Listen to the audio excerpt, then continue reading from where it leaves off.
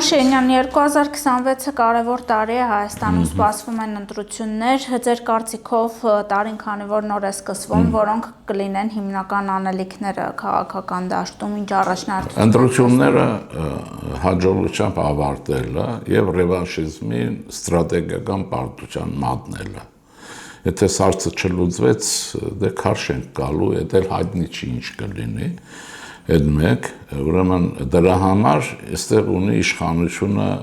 պատասխանատվություն։ Երևի մեր պատմության մեջ այս երրորդ հանրապետություն եւ այլն ոչ մի կառավարություն եւ ոչ մի իշխանություն նման խնդրի առջեւ չի կանգնել, որովհետեւ նրանցից ոչ մեկի մոտ իրական անկախության խնդիր չի տրվել։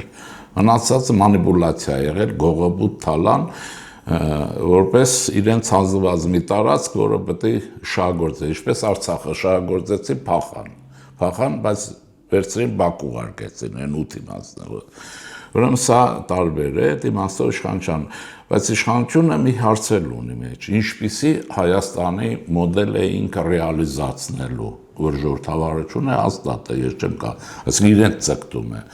որ այս բոլորը ճիշտ է, տեխնոլոգիաներ եւ այլն,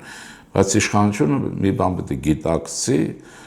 որ ուրեմն մեզ պետք է պլյուրալիստական բան կամ բազմակի պլյուրալիզմը բազմակին է, չէ, բազմակի կուսակցական համակարգով պետականություն, որտեղ խորհրդարանական հանրապետությունը կուսակցապետություն է եւ եվրոպական է, դա միանշանակ եվրոպական է, ինչ որ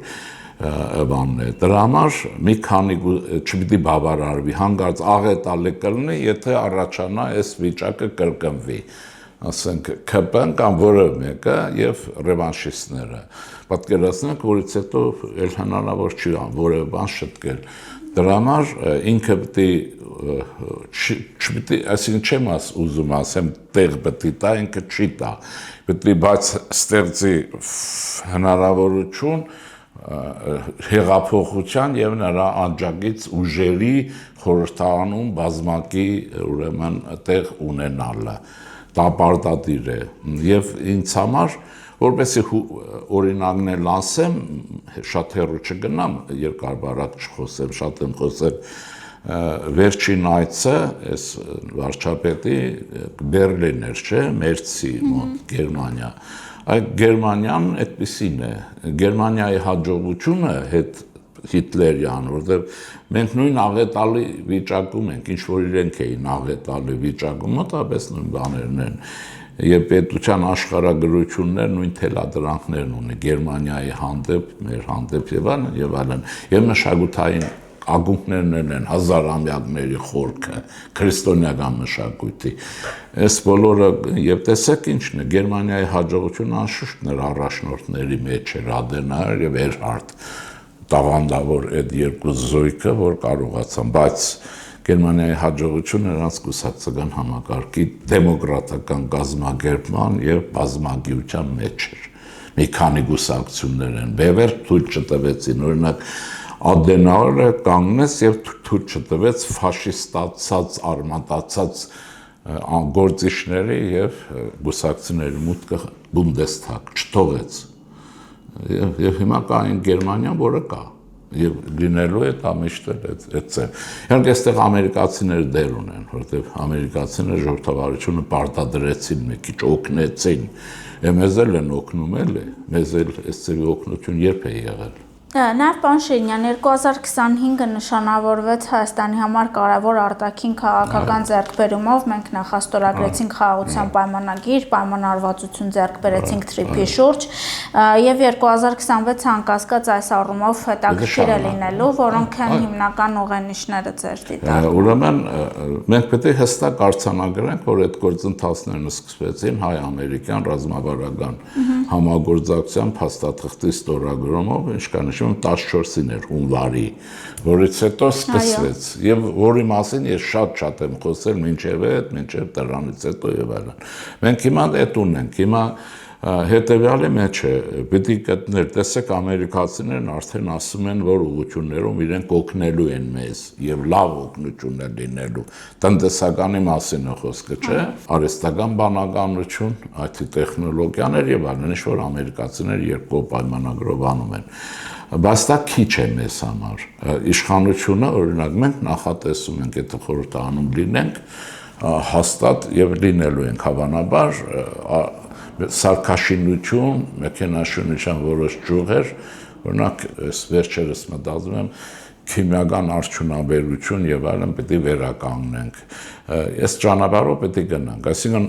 դա կոչվում է մոդեռնիզացիա, արդիականացում, քաղաքական համակարգի, որ ասեցի, պլյուրալիստական խորհրդանական,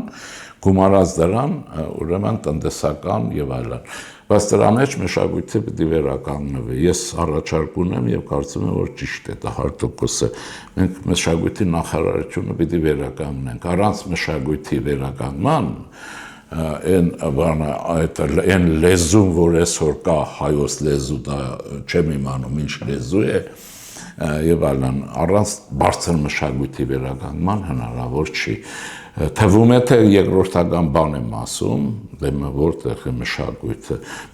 բարձր մշակույթը պետք է վերականգնվի մեծ տեմպերով, մենք պոտենցիալ շատ